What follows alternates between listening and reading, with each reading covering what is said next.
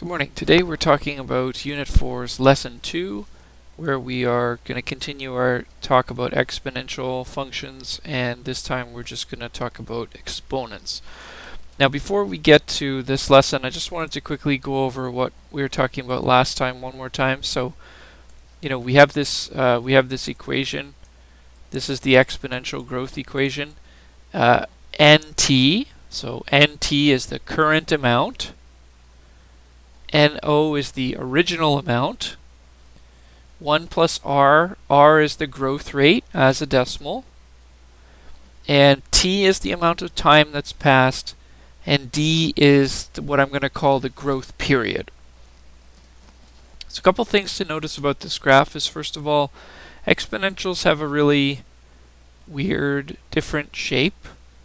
One side is a horizontal asymptote, and then the other side is extremely rapid growth, right? Like it rises more and more and more rapidly as time passes. Now, just to experiment with a couple of these things, sorry, zoom it in a bit. Let's draw some points here.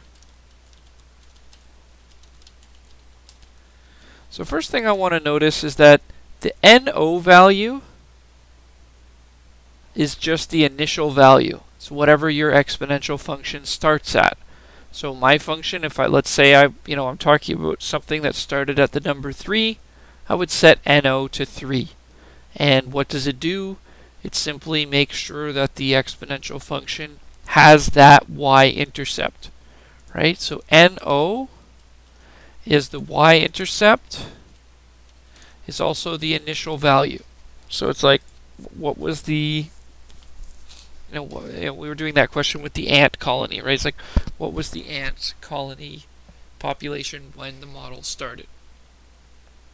Now, R represents the growth rate. And R, you can see, if I raise the growth rate, my graph gets steeper. And if I lower the growth rate, my graph gets flatter.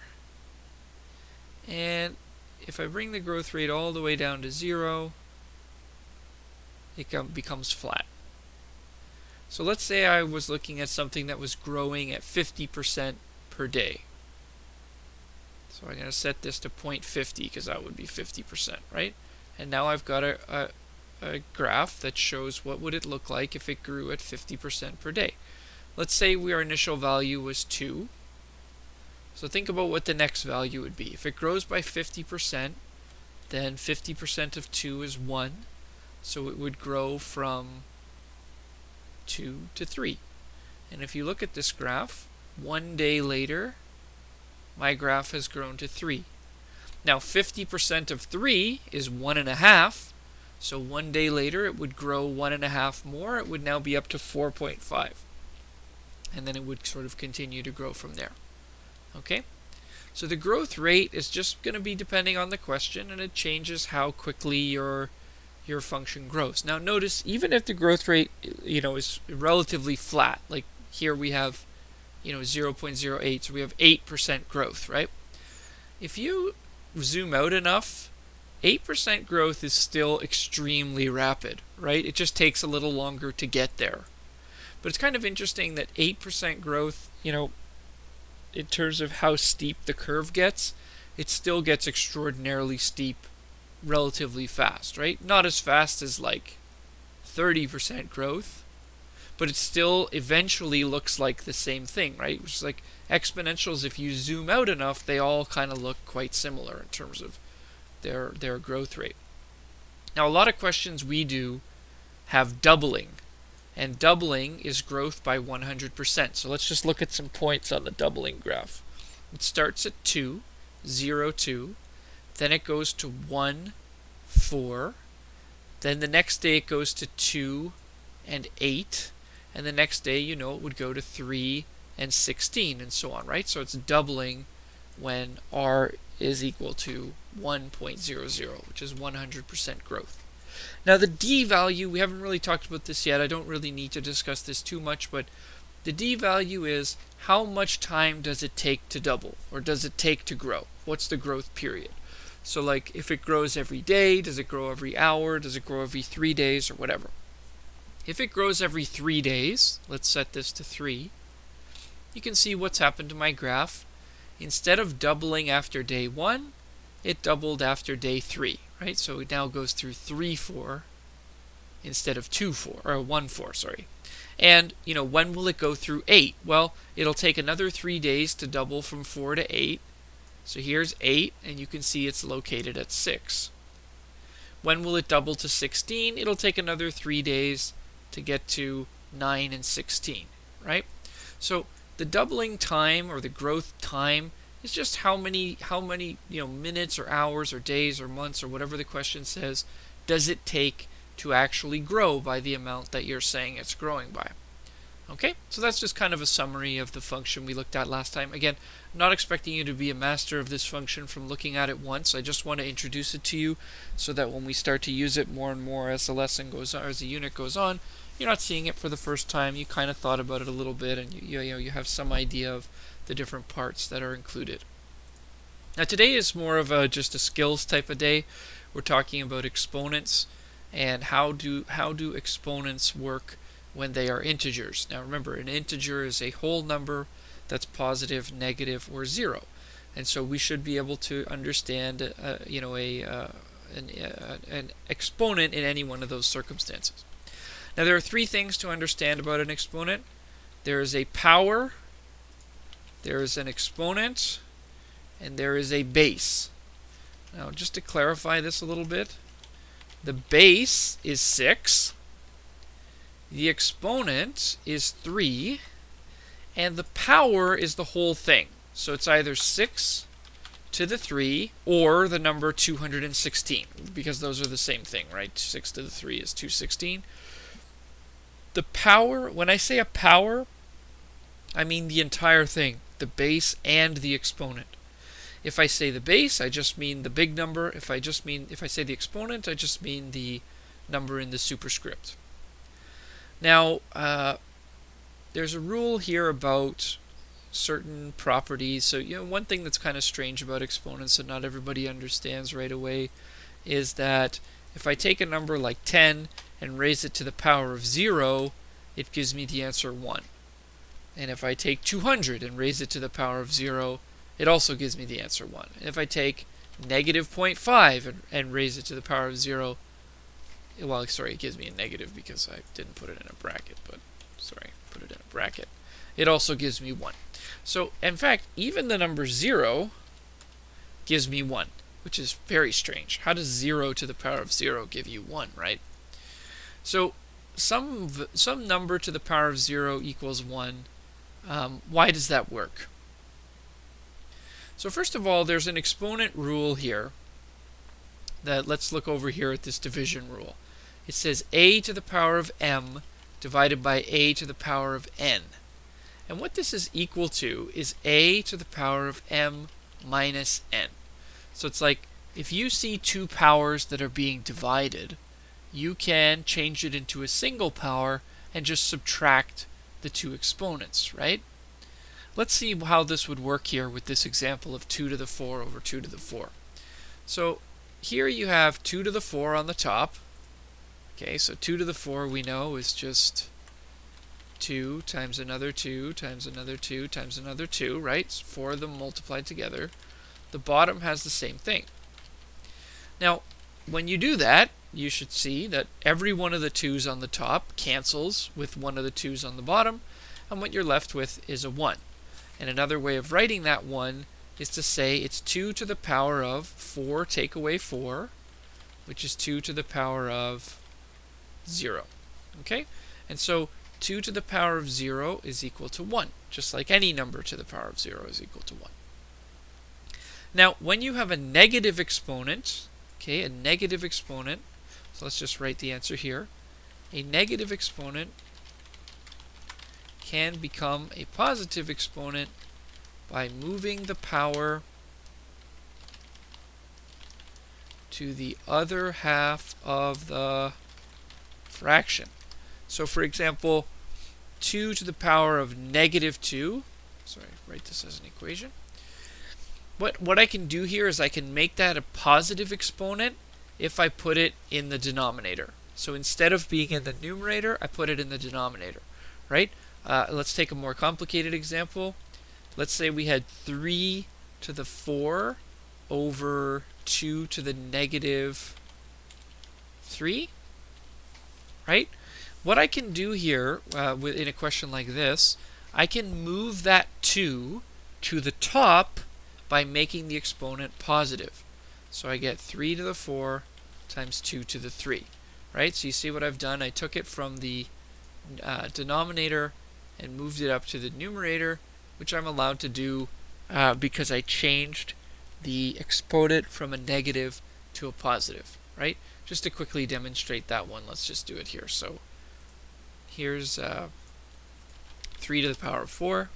Here's 2 to the power of negative 3. And if I do a divided by b, which is what I was, my question said, the first one divided by the second one, it would be the same answer as 3 to the 4 times 2 to the 3. So 3 to the 4 times 2 to the 3, if I write that out, I also get the 648, right? So you can test this yourself and make sure you get the hang of it, but basically an exponent can be moved from the top or the bottom to the other by changing the sign on the exponent. Let's see what it would look like in this example. In this example, we have, let's do the rule first. So we have 2 to the power of 2 take away 4, right? Subtract the top from the bottom, which is 2 to the power of negative 2. Okay? Now what does 2 to the power of negative 2 mean? Well, let's draw it out and see what it means. Okay? So on the top, I have a pair of 2's, 2 times 2. On the bottom, I have 2 times 2 times 2 times 2. Now what is this? What happens here? I can cancel 2 of the 2's, right? Which would leave me with a 1 on the top and 2 sets of 2's on the bottom, which is the same thing as 2 to the power of negative 2, right? 2 squared, but it's on the bottom of the fraction, so I say the exponent is a negative. Okay? So again, you definitely want to do some practice with these ones and just try to get the hang of it. But, the rule is fairly straightforward. It just takes some getting used to. Again, of course, you're always free to ask a question if you want to go over anything. Let's fill out this table with the rules. So, if you have a to the power of n times a to the power of n, what you get as an answer there is a to the power of m plus n. You can add those two exponents together. Okay? Here, you have a to the power of m, and then you're raising that whole thing to the power of n. What you can do here is raise this to m times n. So you're multiplying the exponents together. Okay? You could take that a power of a power is like multiplying the exponents. Okay, here this time we have a and b in the bracket, and it's all to the power of m. So what we can do here is we can make a to the power of m and then b to the power of m. So you can basically kind of like distribute it if you like. Okay, here when you're doing a quotient, it's the same sort of thing. If it's helpful, some questions it's helpful, you can change this to a to the m over b to the m, right? So you can have that set up. Now keep in mind, b cannot be 0 in this because of course if b is 0, your fraction's undefined. Any number to the power of 0 is always 1, so b to the power of 0 is 1. And a negative exponent rule is b to the power of a negative exponent is 1 over b to the power of the positive exponent. Okay? And again, b cannot be 0 because that would create a undefined answer. Okay, so these rules here are really important. They need to be practiced. You got to have a good handle on these things and be comfortable using them. Okay, so textbook homework is good. I'll look and see when the first assignment for this is out, but I believe it has to do with a lot of these types of questions. Okay, it says simplify, evaluate, and express in a rational form. Rational form just means no decimal. Leave as a fraction. Okay, so this first one, 2 to the power of negative 3, fairly straightforward. All I have to do here is put the 2 to the power of 3 on the bottom of the equation instead of the top, and then I just do 2 to the power of 3, which is 8. So the answer is 1 over 8. Again, GeoGebra is really helpful for this. 2 to the power of negative 3, it tells me it's 1 over 8, right? So, you can easily check your work there. Okay, question B. B says 3 to the power of negative 3 times 3 to the power of negative 2 times 3 to the power of 4. So what's happening in this question? Oops. Oh, sorry, I see.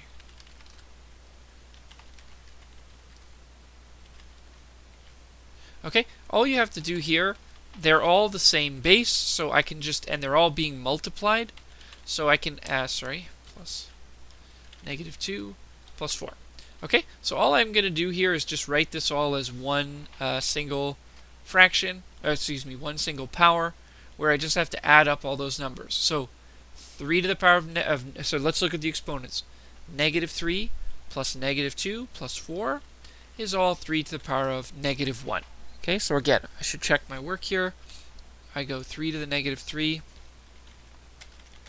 3 to the negative 2, and then 3 to the 4. And then I'm going to do f times g times h. As an answer, I get 1/3.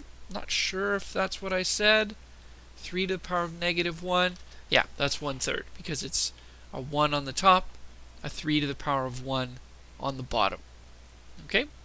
We go to that question C. So again, just a kind of warm-up question. The rule says I multiply the two numbers together, so negative 2 times negative 3, which is 2 to the power of 6, and 2 to the power of 6 is 64.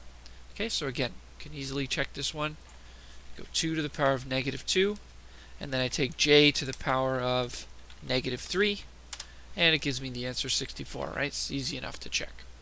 Okay, the last one's a little bit trickier. It's 7 to the power of negative 4 divided by 7 to the power of negative 2. There's a couple of ways you could do this. I'm going to do it two different ways, okay? So the first way I could see of doing this would be you just write it as a subtraction. So 7 to the power of negative 4, take away negative 2. And that's the same thing as 7 to the power of negative 2, which is the same thing as 1 over 7 squared, which is 1 over 49. Okay, so that's one way of solving that question. Another way you could solve that question is you could say, okay, so 7 to the negative 4, I can move that to the bottom by making it 7 to the positive 4. And then the 7 to the minus 2, I could move to the top by making it 7 to the positive 2, right? Then I look at these and I go, okay, this is easy enough. I do 2 take away 4, which is 7 to the power of negative 2, which as we just saw is 1 over 49. So whichever way you want to do it is fine. Both are good, both are useful. I would try to understand both of these ways because there are questions in which one or the other might be a better strategy and make your life a little easier. Okay, a couple more. So here we have 3 to the 0 divided by negative 3 squared times negative 3 to the 4. Okay, so let's go through this for a sec.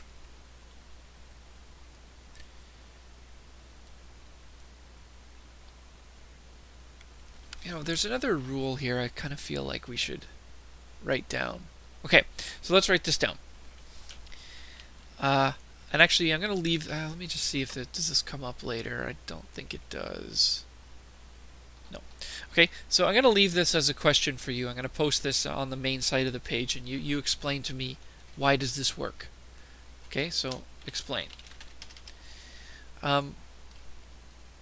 Negative a to the power of n equals negative a to the power of n. Okay, so why is that? Next, negative a in the bracket to the power of n equals a to the power of n. You can drop the negative if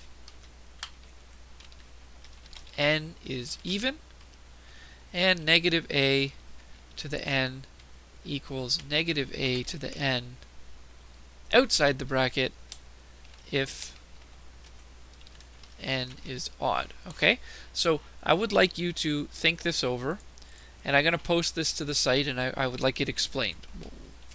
What am I talking about here? How does this work? Okay? Now, let's go on to this next one. So, negative 3 to the power of 0. I'm just going to separate these a bit.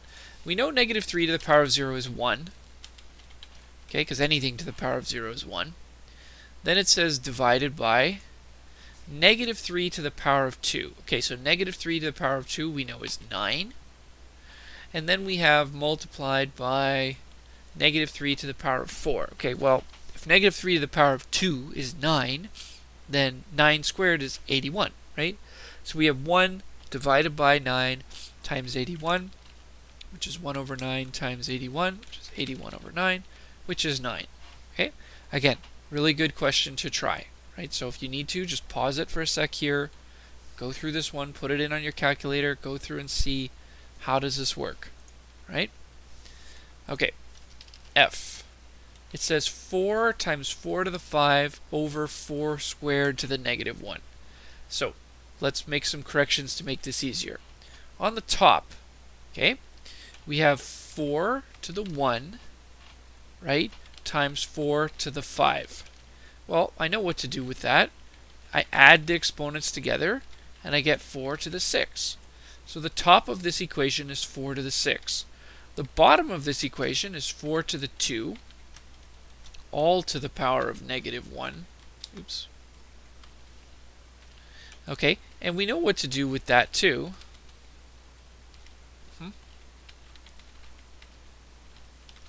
Okay, what we do there is we multiply the two numbers together, so 2 times negative 1, which is 4 to the power of negative 2. Okay, now think about what I'm doing in this question. I'm dividing. I know that to divide, I subtract. So 4 to the 6 divided by 4 to the negative 2 is equal to 4 to the power of 6, take away negative 2, and that is equal to 4 to the power of 8. 4 to the power of 8, yeah, sorry, I don't know that one. 65,536. Okay, so there you go. There's 4 to the power. That's how that one is answered. Okay, now here we have 4 to the negative 3 plus 2 to the negative 2. Okay, now one thing I want to point out here, if you go back to our exponent rules, did you notice that none of the exponent rules dealt with addition? There is no addition rule for exponents. Okay, so when you get down to this question and you see a plus, I want you to think, okay, I can't really do anything with plus because you can't, you try to add these things, it doesn't really work. So let's think what this would look like. This would be 1 over negative 4 to the power of 3 plus 1 over 2 to the power of 2. Okay, which would be 1 over, what is that, 64 plus 1 over 4. Okay, now to add these things together, you would have to, subtract them. So we go 1/4 minus 1 over 64. Now to get 1/4 over 64, we multiply the top and bottom by 16. So we get, 15 over 64 is our final answer. Remember, there is no special rule for adding exponents. Adding exponents is almost always a problem, so be careful about this. I should say not adding exponents, I should say adding powers. Okay, so a to the m plus a to the n, a to the n, there's nothing you can do with that. At least not for now. There is a little bit of a trick we can do later, but there's no rule like exponent rule like we've been working on so far. Okay, all you could do is factor, but again, let's not worry about that today. We'll come back to it. Okay, question H. It says negative 3 to the power of negative 2. Now, order of operations says the exponent happens before the negative. So, the negative is a subtraction sign. The exponent is the e in BEDMAS, right? So what we do here is we do negative of 3 to the power of negative 2. So we know that that's 1 over 3 to the 2, like that. So we get 1 over negative 1 over 9 is your answer to that question. Again, pause here, write this one down, figure out how this happened. The negative comes to the very front of the equation because it's not, in BEDMAS, it's the last thing we're supposed to do. 3 to the power of negative 2, okay, is 1 over 3 to the power of 2. We can evaluate 3 to the power of 2 as 9, and we get an answer negative 1/9. Okay, last one here for this set, and then there's a couple more just practice type questions. Here it's 2 to the 7 times this. So again, what does all of this mean? It's 2 to the power of 7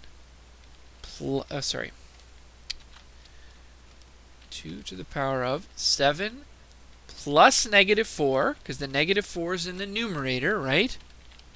And then minus 6, because the 6 is in the denominator. If you like, I'm kind of writing this one. Let me draw an intermediate step here. It might just help what I'm doing there a little bit. I'm bringing the 2 to the 7 into the fraction,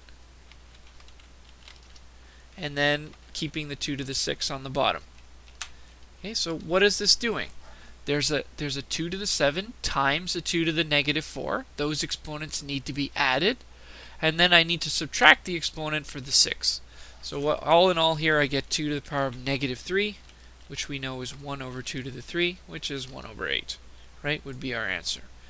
Okay, again, these ones, you can watch me do them, you can rewind them, you can, pause them, but, don't just sit here and watch this being done and not be doing it yourself, because they're getting a little trickier now, and you want to actually make sure that you're comfortable evaluating them. Okay, evaluate each power involving a fraction. Now, one of the nice things about fractions, here we can write sort of like a mini rule. A over b to the power of negative n is simply equal to b over a to the power of n, right? What I'm going to do is I'm going to change the power to a positive, or change the exponent, to a positive number, and then my denominator becomes my numerator, and my numerator becomes my denominator. So a question like this A, really, really straightforward. All we're going to do is flip the fraction over and then raise it to the power of 2, and we get 9 over 4, right? So again, this is what I mean where, like, if you have a good command of the rules, there are always faster, easier ways of doing these kinds of questions, right? This is not the only way to do this, but it is a very good way of doing it, right? Just write my rule there. Okay, let's try the next one. The next one, of course, is really easy. What do? It's a negative exponent. So I'm going to flip the fraction over and then make it a positive exponent. 2 over 1 to the power of 1 is simply 2. Now this one looks like it's going to be a pain, looks like I'm going to need some common denominators and all that stuff. But again, if I know what I'm doing, I simply change that, right? And then change this. Sorry, should actually do what I said, right? And now I see, oh, actually this really isn't that hard. Negative 3 squared plus 2 to the power of 1. 9 plus 2, I get 11. Okay, so again, another really good question. You can imagine, think about the test, right? A few weeks from now, you're on the test, you see this question, you have a time limit. Do you want to be going through it, little piece by little piece, doing all the rules, or do you want to kind of have a good command of, like, you see a question like this, you think of a few alternatives, and then you pick the best one? Remember, a fraction to a negative exponent, you can flip the fraction and then make it a positive exponent, because you're moving the numerator to the denominator and vice versa. Okay? Now here, this one, 5a, again, it kind of looks like I should do the same thing, but here's another good example of why trying to do the same thing every time isn't always the best. What I'm going to do here is I'm going to bring the negative 2 inside the power.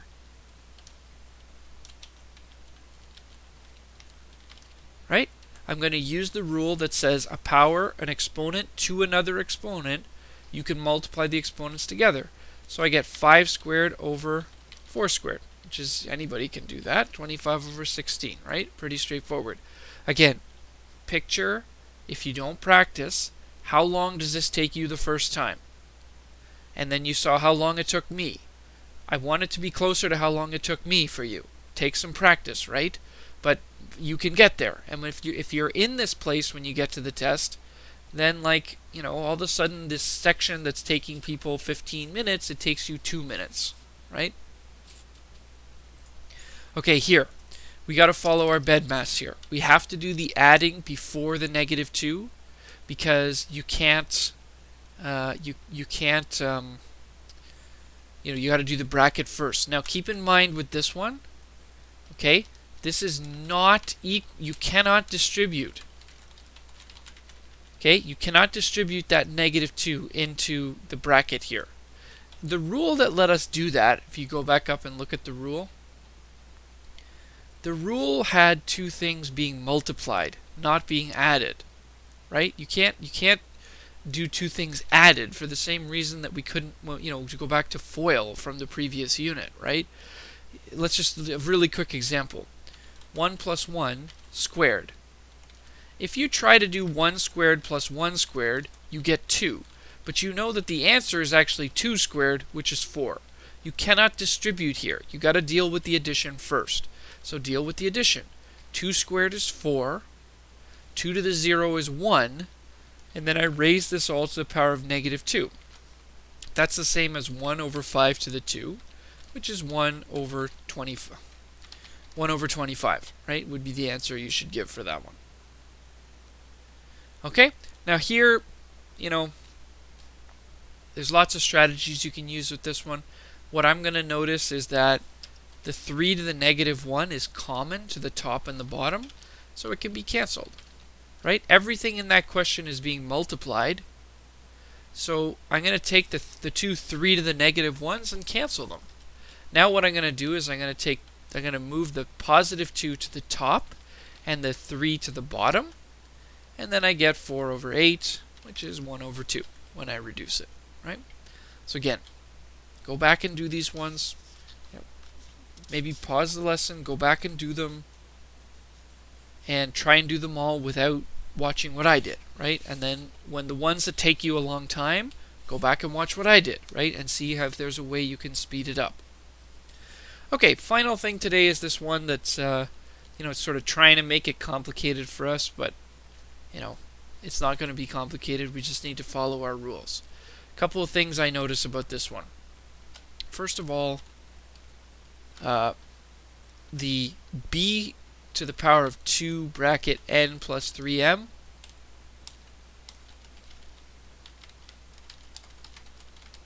Okay, that we can just expand that bracket a little bit. So we get b to the power of 2n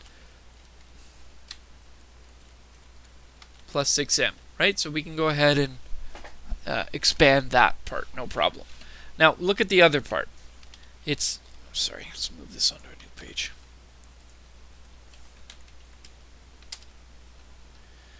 Okay, let's look at the other part now.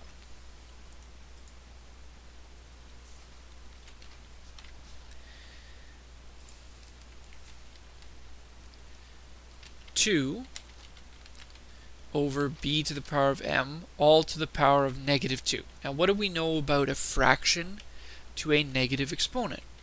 We know that what we can do here is make the exponent positive if we flip the fraction. So b to the power of m goes on the top, 2 goes on the bottom, and now it's raised to a proper power of 2. Now a power to a power, we multiply them together, so we get 2m, and then on the bottom we get 4. Okay? So what's the question really asking? The first part simplified to this. We're going to multiply this by b to the power of the second part simplified to that. Okay? So what do you do when you multiply fractions? Top times top, bottom times bottom. So the top, b to the power of. What happens when I add 2n plus 6m plus another 2m? Okay? the 2n is not changed. Instead of 6m, I have 8m up there in the exponent. Okay, on the bottom I have 4. So again, really good question. Not that easy. I kind of like this one in terms of difficulty level. I think this is a good challenge. How do you get to this answer, right? Like, do you follow these steps of what I did? And is there another way to get there maybe? Right? Is there something else you could try to see what works? Okay? So to consolidate for today, again, the only thing to know is just those rules. There's a bunch of rules. Practice them. Try your textbook work. Post your questions to the discussion area if you've got them.